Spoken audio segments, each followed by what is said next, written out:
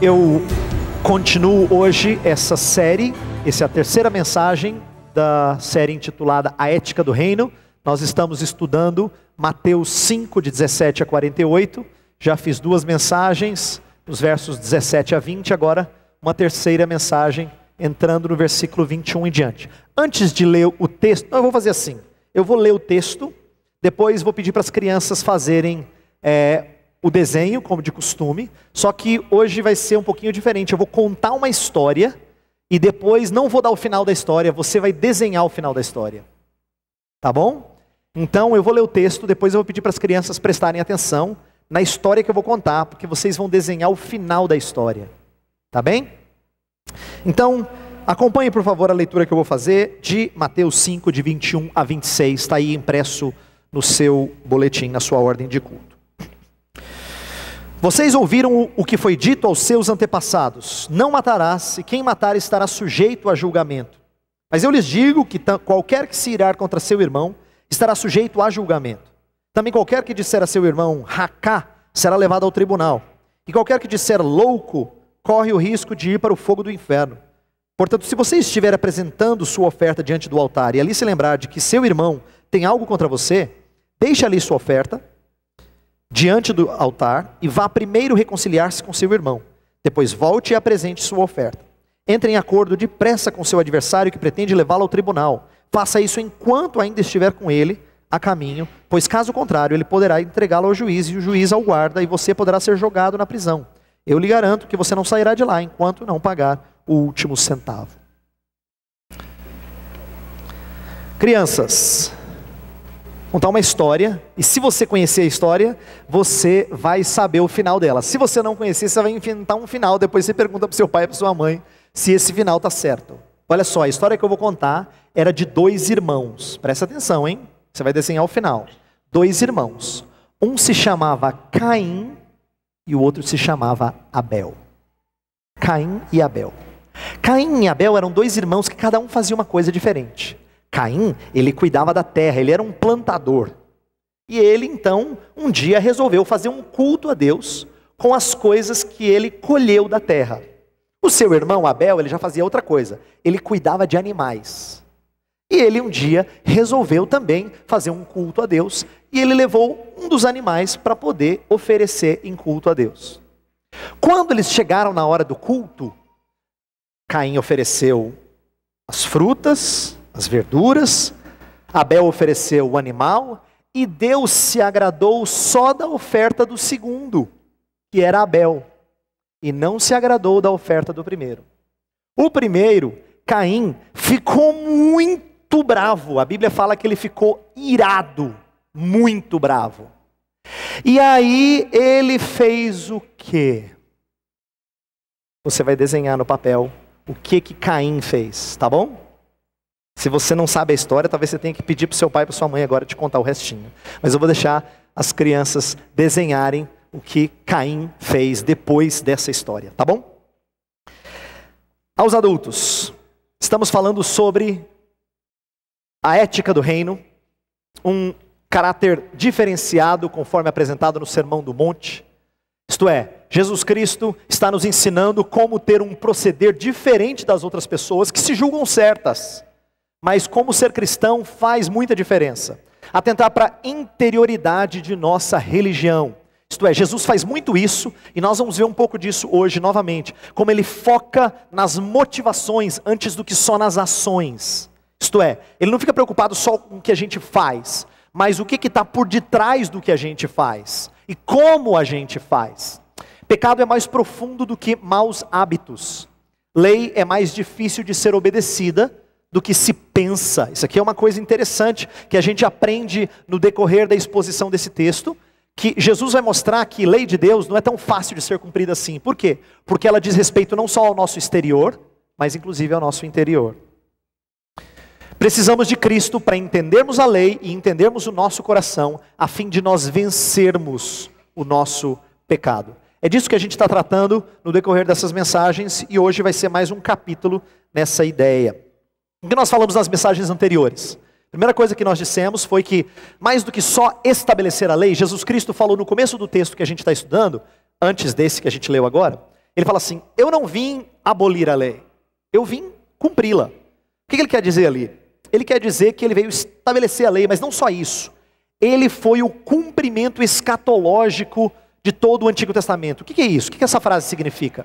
Que a parte da Bíblia antes de Jesus, ela apontava para a vinda de um Salvador. E que quando Jesus veio, ele foi o cumprimento de tudo aquilo que foi apontado no Antigo Testamento, na parte da Bíblia anterior a Jesus Cristo. Então ele não veio estragar, ele veio cumprir, ele é a realização de tudo que o Antigo Testamento ensinava. Só que ele fez algo mais extraordinário do que só seu cumprimento. Ele reviveu as experiências de Israel, de tal forma que ele foi o verdadeiro israelita. Ele cumpriu tudo de forma perfeita, não como Israel, cheio de falhas. Portanto, Jesus Cristo tirou de você e de mim o peso da lei, de ter que cumprir a lei para sermos aceitos por Deus. Ele oferece agora nós crermos nele para que nós sejamos aceitos por Deus, porque ele foi o perfeito cumpridor da lei.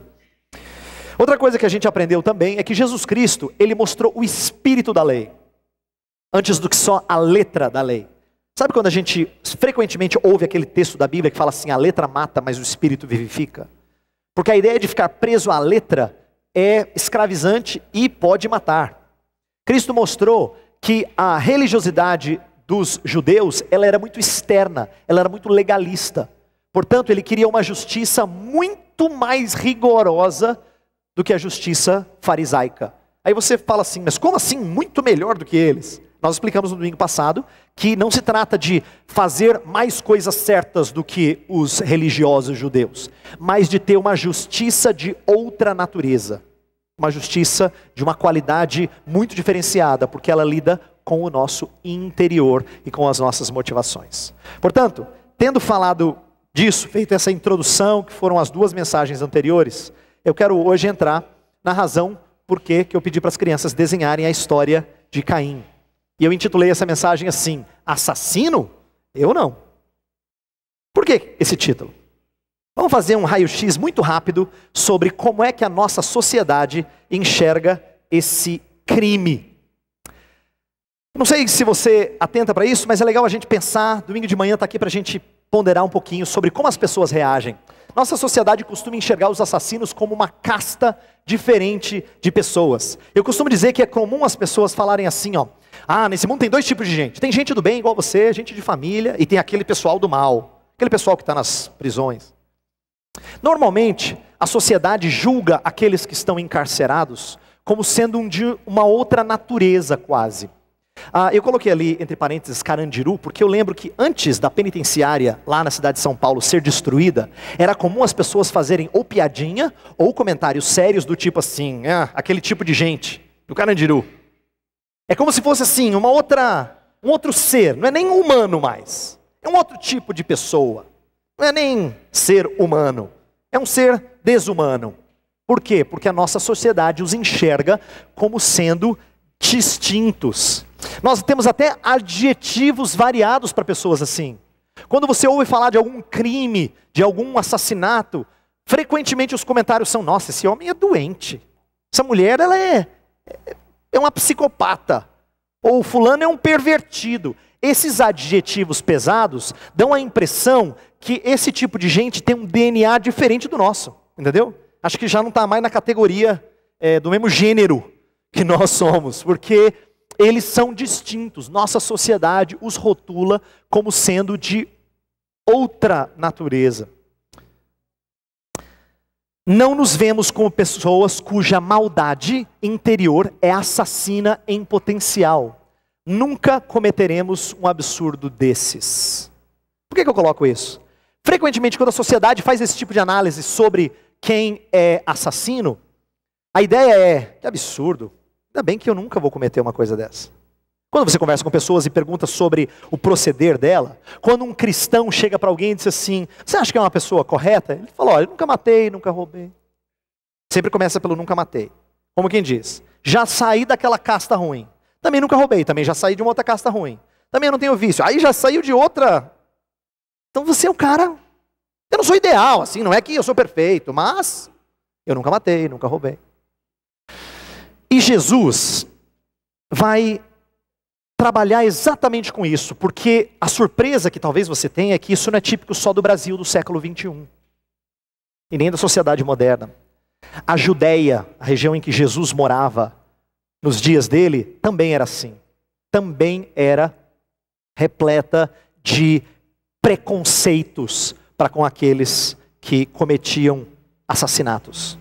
E aí, Jesus vai se contrapor aos religiosos. Ele vai dizer assim: eu tenho uma surpresa.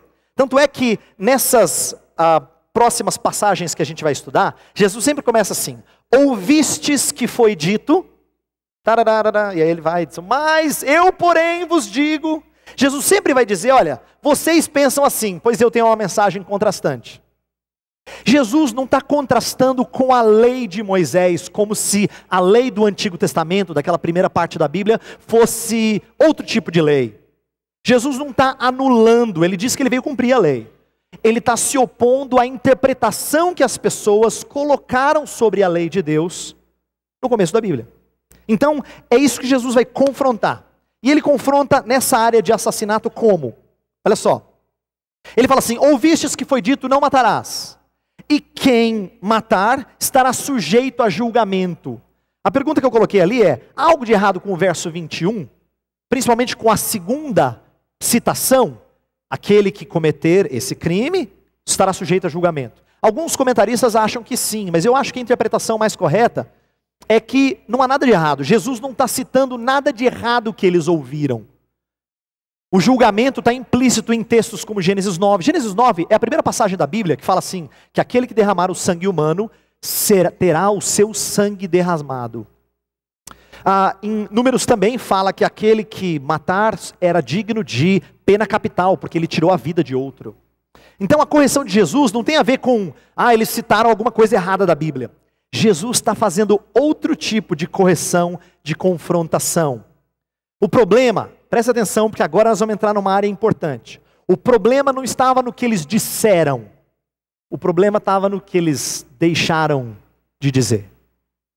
Frequentemente nossas falhas, ao interpretar algumas coisas de Deus, da Bíblia, não está no que a gente diz, está no que a gente deixa de falar, omissão.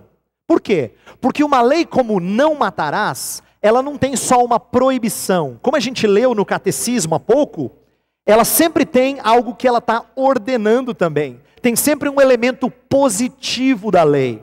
Por detrás do não matarás, está a ideia de que nós devemos promover a vida do próximo.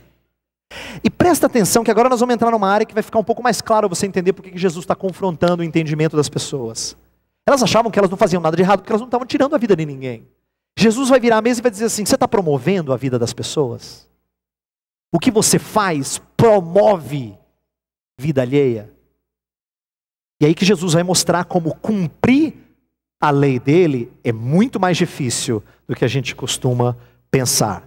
Eles não estavam atentando para a abrangência desse mandamento. Eles também cometeram um outro erro. Eles reduziram as sanções apenas a uma questão legal, de tribunal. Aquele que matar estará sujeito a julgamento. Mas eles não falaram e não falavam nada sobre o julgamento divino, o juízo divino. E Jesus vai falar disso de tal forma que ele diz assim, no texto que a gente leu, olha só. Ele fala assim, verso 22, aquele que se irá contra o seu irmão estará sujeito a julgamento, aquele que disser racá, que era um xingamento, ele vai ser levado ao tribunal, e aquele que disser louco, ele corre o risco de ir para o fogo do inferno. Jesus leva a coisa muito adiante daquilo que os religiosos da época diziam. Eles achavam que matar era um crime digno de pena capital, morte. Jesus vai dizer assim, ira e desprezo com as pessoas é digno não só de morte, é digno de cair no juízo de Deus. Coisas que eles não estavam atentando e observando. Então, Jesus, ao contrapor, ele vai levá-los a fazer uma autoanálise diferente. E nós precisamos fazer isso. Nós precisamos começar a olhar para a Bíblia com outros olhos. E Jesus nos ajuda aqui a entender algumas das ordens que Deus deu no passado. E de como elas se aplicam a nós e não só às pessoas que estão na prisão. Como elas se aplicam a nós. gente do bem, como você e eu. Como elas se aplicam a nós. Jesus aponta para a raiz da transgressão. E ele vai falar de ira. E nós vamos falar um pouco de ira aqui.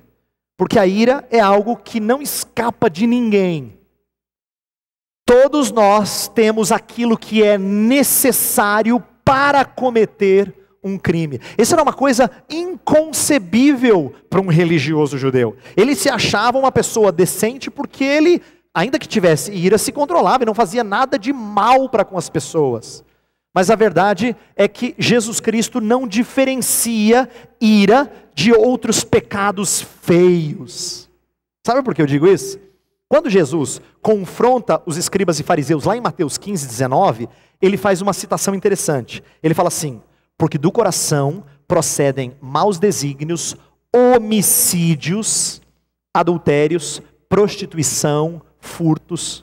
Presta atenção. Se você fala que alguém cometeu homicídio, adultério, prostituição, furto, você fala que essa pessoa é do mal. Só que Jesus inclui maus desígnios na mesma lista. E de maus desígnios ninguém escapa. Mas está na mesma lista. No mesmo pé de igualdade com os outros pecados. Do coração procedem maus desígnios, propósitos ou intenções más. Então, ele está colocando na mesma categoria quem tem maus desígnios e quem é homicida, quem pratica prostituição, quem pratica furto e assim por diante. Homicídio não é resultado de privação social. Não é assim que a nossa educação brasileira nos ensina. Olha, acontece muitos homicídios lá por causa da questão social. Eles estão sendo privados de privilégios, de benefícios. É por isso que eles são levados a cometer tantos crimes. E aí a gente fica sem entender por que em países de primeiro mundo também acontecem crimes. Também não é resultado de situação de estresse. Porque é verdade, alguém muito estressado e muito atribulado pode cometer um crime, mas às vezes você tem uns vislumbres esquisitos de gente que estava tranquila com a vida, mas deu um estalo e perdeu a cabeça. Então não é nada externo que conduz alguém a fazer uma coisa como essa. Jesus vai falar do coração, dos maus desígnios. A ira, que é o que precede o assassinato, é um problema do coração, um problema que todos nós estamos sujeitos. O desprezo para com o próximo é punido com severidade. Lembra que eu li o verso 22 que fala que a pessoa corre o risco de ir para o fogo do inferno. Jesus Cristo vai falando, não só julgamento, não só tribunal, mas fogo do inferno. Ele fala com severidade. Por que que aquele que está com esse... irado com o irmão, é sujeito ao fogo do inferno? E aí que tem um princípio importante que a gente precisa aprender. A Bíblia fala que o ser humano, qualquer ser humano, é feito à imagem e semelhança de Deus. Lá em Gênesis 9, que é um texto que eu mencionei antes, fala que aquele que derramar o sangue humano terá o seu sangue derramado porque ele tirou a vida de quem é a imagem de Deus. Em Tiago capítulo 3, o mesmo princípio é aplicado, só que agora não para matar alguém de verdade. Fala assim, que se alguém bendiz a Deus com a sua língua, mas com a sua língua maldiz uma pessoa, um ser humano, ele faz algo absurdo e inconsistente, porque o ser humano é feito à semelhança de Deus. Lá em Tiago 3,9 fala a mesma coisa. Então por que que Jesus pega no pé, vamos dizer assim, das pessoas falando de ira como algo tão sério? Porque não se brinca e não se zomba daquilo que é imagem de Deus. Se você fere aquilo que é imagem de Deus, é como se estivesse ferindo o próprio Deus. Então Deus fala muito sério sobre qualquer coisa feita contra o próximo. Não só de matar, mas inclusive de maldizer, de expressar ira. Mas acrescido a isso, no nosso texto tem uma coisa que eu preciso chamar a atenção. 4 vezes Jesus fala assim, se você fizer alguma coisa com seu irmão, se você fizer isso com seu irmão, se você fizer isso com seu irmão. Ele fala irmão 4 vezes. Para tornar a coisa um pouco mais séria. Pensa na ideia de você desprezar um irmão a tal ponto que você chama ele de racá ou de moré. Esses termos em hebraico, grego, são expressões da época de Jesus que apontavam, principalmente o segundo termo, que apontava para a ideia de que alguém é é louco, é blasfemo, é sem Deus na vida. Era uma expressão considerada forte nos dias de Jesus. E Jesus diz assim: basta você dizer isso para você estar sujeito a julgamento. Por quê? Você está falando isso de um irmão. É assim que Jesus está dizendo. E aqui eu quero que você pondere um pouquinho sobre o egoísmo da ira. Por quê? A ira na Bíblia, ela pode ser sem pecado, mas é muito difícil ela ser sem pecado. E a ira pecaminosa contra um irmão, alguém da família da fé, é um golpe mortal. Por quê? Tem um texto lá em Provérbios 6 que fala que tem 6 coisas que Deus odeia, e a 7ª ele abomina. E a 7ª é o que semeia contendas entre irmãos. Quando ele fala abomina, ele está reforçando o que ele mais odeia. O que ele mais odeia? Semear contendas entre irmãos. Por quê? Porque ele não tolera contendas entre irmãos. Pai e mãe que zelam pelo bem-estar da sua família não toleram brigas entre irmãos. Na verdade, você tem uma coisa que fere muitíssimo pais e mães, é quando irmãos estão brigados de verdade, não briguinha de criança. Brigados, isso corta o coração de um pai, de uma mãe. E isso ilustra um pouco de como Deus não tolera esse espírito entre família, entre nós que somos um corpo. Agora eu quero que você pondere um pouquinho sobre essa frase. A ira provém de um coração frustrado porque as coisas não saíram do jeito que se esperava. Quero que você pense nisso porque isso se aplica a qualquer um de vocês, inclusive eu. Por que que às vezes nós perdemos a cabeça e ficamos irados? Por quê? Porque diz respeito a nós perdermos o controle das coisas, e a gente não quer perder o controle das coisas. Quando as coisas andam do jeito que nós planejamos, a gente tem até um bom espírito. Mas quando elas saem do jeito que nós planejamos, aí nós perdemos a cabeça, ficamos irados. E olha, não importa o que te leva à ira. Talvez seja um engarrafamento no trânsito, talvez sejam filhos brigando, né? Ou talvez a criança fazendo arte logo antes de você sair de casa, está tudo prontinho, ela apronta. Ou se não, alguém te envergonhando em público, isso te deixa irado. Ou se não, alguém tentando desprezar você no sentido de fazer o seu nome mal visto. Não importa. Não importa. Ou a chuva que estragou o seu passeio. Independente da situação, o que te leva à ira significa você não descansa no cuidado de Deus sobre as coisas. As coisas saíram do seu controle e você não tolera isso. Por quê? Porque você acabou de perder algo imprescindível. Olha como você valoriza essas coisas. Quando você não as tem, você fica irado. Isso mostra como ira é idólatra. Ela é egoísta.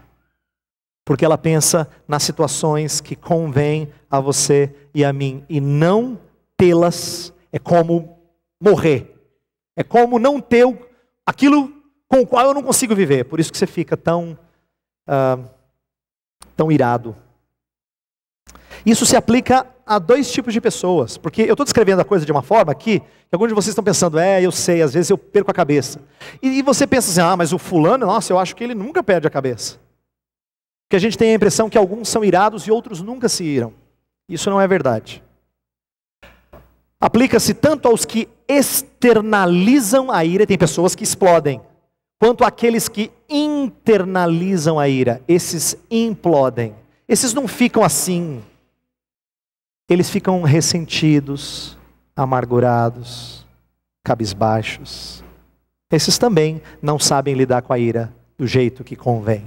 Esses também estão sujeitos à condenação. Inclusive tem um texto muito interessante que eu citei aqui, Provérbios 29:11, que fala que sábio é aquele que reprime a ira. Reprime não significa só não explodir, significa não deixar com que ela afete os outros ou você. Reprimir a ira é sábio, diferente do que as pessoas dizem por aí. Por quê? O que as pessoas falam quando você não está bem, quando você está irado? Olha, você tem que praticar um esporte. Vai lá, jiu-jitsu ou boxe, vai bater no saco de areia, faz alguma coisa, pelo menos solta, extravasa. É o que as pessoas às vezes orientam uns a fazer. Como se você tivesse que ter um momento da sua semana em que você bota tudo para fora. Pode bater no travesseiro, o que você quiser. A ideia de extravasar, seja falando ou fazendo exercício e tal, dá a impressão de que a ira é incontrolável. Olha só, você não tem domínio sobre ela. Em outras palavras, você já perdeu a batalha. Se quiser, só libera, mas libera do jeito certo. Não machuca as pessoas. Como se fosse conselho sábio. A palavra de Deus diz que não é assim que se lida com ira, porque a ira é sim possível de ser vencida. Tanto é que Jesus diz, olha, se vocês não vencerem, isso vai impactar até na forma de prestar culto. Eu li textos hoje para chamar a sua atenção disso. Jesus, nos versos 23 e 24, fala assim, se você chegou na hora de prestar um sacrifício, antigamente se cultuava a Deus prestando um sacrifício, um animal em oferta a Deus. Se você chegar lá e você sabe que tem algum irmão que tem alguma coisa contra você, deixa a oferta lá e vai atrás do seu irmão para se acertar com ele. Olha só, por que Jesus dá essa ilustração? Porque ele vai mexer com uma área que é muito preciosa para os religiosos dos dias de Jesus. Os fariseus e os escribas, eles zelavam muito por templo. Eles iam para o templo o tempo todo. Eles faziam orações. Eles traziam sacrifícios. Eles davam o dízimo. Eles achavam que eles eram corretos nessa parte de culto. Jesus vai mostrar como o não proceder corretamente com o outro mexe no seu culto. E ele vai dizer assim, ó, adoração a Deus e ira com o irmão não podem ser concatenadas. João, nesse texto aí primoroso, João falou assim, se você diz que você ama a Deus a quem você não vê, e você odeia o seu irmão a quem você vê, você é mentiroso. Mentiroso. É o que a Bíblia te chama. Porque você diz que ama a Deus a quem você não vê, e você odeia o seu irmão a quem você vê. Impossível, a Bíblia fala, impossível. Isso não é possível. Deus sempre aceitou a adoração quando conectada com um coração preparado. O valor do presente é proporcional ao coração do doador. Deus ama a quem dá com alegria, diz a palavra de Deus. Deus ama a quem dá com alegria. Isso se aplica tanto a ofertas monetárias, como a qualquer coisa que nós oferecemos a Deus. Isso tem que ser feito com um coração disposto, preparado e combinando com seu ato de culto. Por isso Jesus propõe urgência no acerto de contas das relações horizontais, para que não haja prejuízo nas relações verticais. Interessante isso.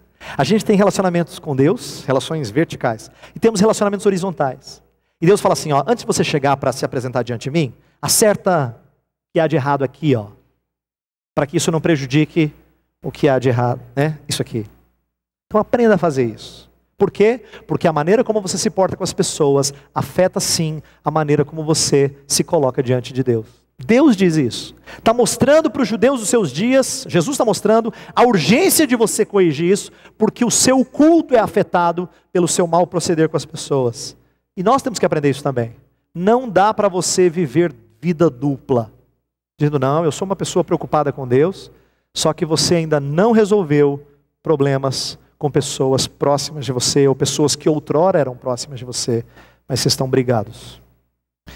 E tem impacto também na comunhão. Lógico que tem. Se você é uma pessoa iracunda, não importa se você explode ou se você implode, você vai trazer impacto na maneira como você se relaciona com as pessoas. Veja só como. O elemento de urgência é ainda mais forte nos versos 25 e 26. Jesus usa a ilustração de, se você tem um adversário que pode te levar para o tribunal, resolve logo com ele, porque senão, se você for para a prisão, você não sai de lá até você pagar o último centavo. Em outras palavras, rápido, não deixe para amanhã. Inclusive, o verso de Efésios 4, 26 é conhecido de muitos de vocês. Não deixe o sol se pôr sobre a sua ira. A ideia é que quando você está irado, quando você tem razões para estar descontente com alguém, não durma como quem diz, amanhã eu melhoro. A gente conta a historinha para criança que fala quando ela crescer vai sarar, e a gente conta a historinha para adulto dizendo assim, ó, amanhã você vai estar melhor. Dorme, vai descansar um pouco, esfria a cabeça. Não. Não é assim que Jesus ensina a gente a resolver nossos problemas. Não deixe o sol se pôr sobre a sua ira. Resolva antes do dia terminar. Olha só que senso de urgência que Jesus Cristo está trazendo. E aqui, é bom que você saiba que não basta você ser uma pessoa perdoadora. Tem gente que fala assim, pastor, eu acho que eu estou mais ou menos isso aí. Não vou dizer que eu sou perfeito, não, mas eu perdoo as pessoas. Porque a Bíblia não exige só que você perdoe aqui dentro. Ela exige que você repare fora de você. Não adianta ter só coração resolvido. Estou falando uma coisa séria aqui. Não adianta só ter o seu coração resolvido nesses problemas. Você tem que promover reconciliação. Isso significa que você vai acertar com a pessoa. Você pode dizer, mas eu estou bem, tudo bem, mas você está bem. Ela não. Ele não. Você não é chamado só a estar bem. Você é chamado a promover reconciliação. Senão, você não cumpre a palavra de Deus. Aí que Jesus começa a mostrar como obedecer o não matarás era muito mais difícil do que eles imaginavam. Eles não tinham entendido. Ouvistes que foi dito, eu porém vos digo. Quero que vocês entendam, Jesus está falando, o que significa obedecer à lei de Deus. No que depender de vós, diz Romanos 12, tendes paz com todos os homens. No que depender de você, dê todos os passos para você promover reconciliação com as pessoas. Olha só, não basta reprimir a ira, é preciso dar os passos para remover a causa da dificuldade. Talvez até agora você diga assim, pastor, tudo bem, o Senhor acabou com a gente, comigo também. Dá para mudar? Eu quero terminar com isso. E eu tenho esse último slide para fazer você e eu pensarmos sobre, será que é possível mudar? Será que é possível a gente vencer alguns dos nossos problemas de relacionamento e ira com pessoas com quem a gente ainda não se acertou? Eu tenho uma notícia para você que é só o início dessa luta. Eu coloco aqui, até aqui reconhecemos que ira pecaminosa é má. É má a tal ponto que Jesus a equipara a assassinato. Todavia, o que fazer se esse pecado nos assedia, se isso é um problema na nossa vida? O que fazer? Presta atenção, que essa é a notícia que eu quero que você vá para casa pensando. Só é possível vencer a fonte dos assassinatos, a ira, cometendo um outro assassinato. Você é chamado a cometer um assassinato que é santo. Você tem que se matar. Eu não estou falando literalmente. Nós não promovemos suicídio em massa aqui.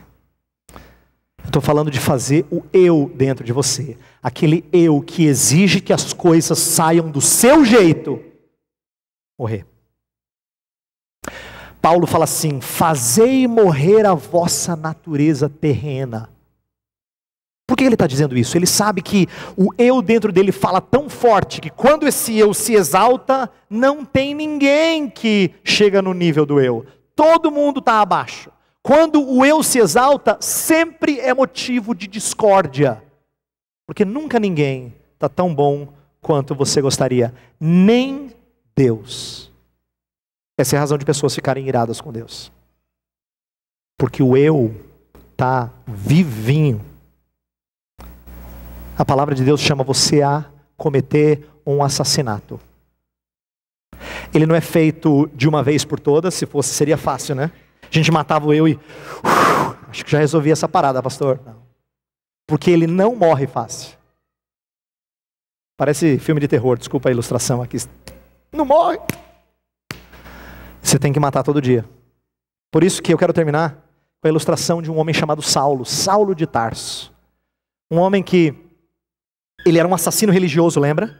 A Bíblia fala que ele estava aos pés de Estevão, quando Estevão foi apedrejado. Ele sabe o que é participar de assassinato de verdade. E aí quando ele conhece a Jesus Cristo, ele diz assim, agora já não sou eu quem vive, mas Cristo vive em mim. E aí o que ele passa a pregar durante a sua vida de missionário? Ele passa a pregar que você e eu temos que fazer morrer a nossa natureza terrena. Ele entendeu que Saulo tinha que morrer. E Paulo agora, é um novo nome, era um servo totalmente dedicado a Cristo. Ele diz, eu não estou vivo mais. Eu preciso morrer. Eu queria fazer uma convocação nessa manhã. Você e eu tenho certeza, temos problemas, uns mais, outros menos. Temos problemas com ira. Eu tenho certeza que você tem. E se você tem, você precisa lembrar-se que talvez você não esteja fazendo esse assassinato como a Escritura pede. Hoje é dia de você se matar de novo e dizer: eu preciso morrer. Se eu continuar assim, ninguém vai ser tolerável. Eu preciso morrer. Eu queria que você pedisse isso a Deus agora. Então nós vamos fechar os olhos e a gente vai fazer um acerto de contas com Deus. Só você e Deus. Eu vou deixar você orar silenciosamente por uns instantes. E aí depois eu vou orar pedindo que Deus nos ajude a cometer o único assassinato que é santo. Para que você pare de lutar contra a ira. Pare de ser um homicida. Feche os seus olhos.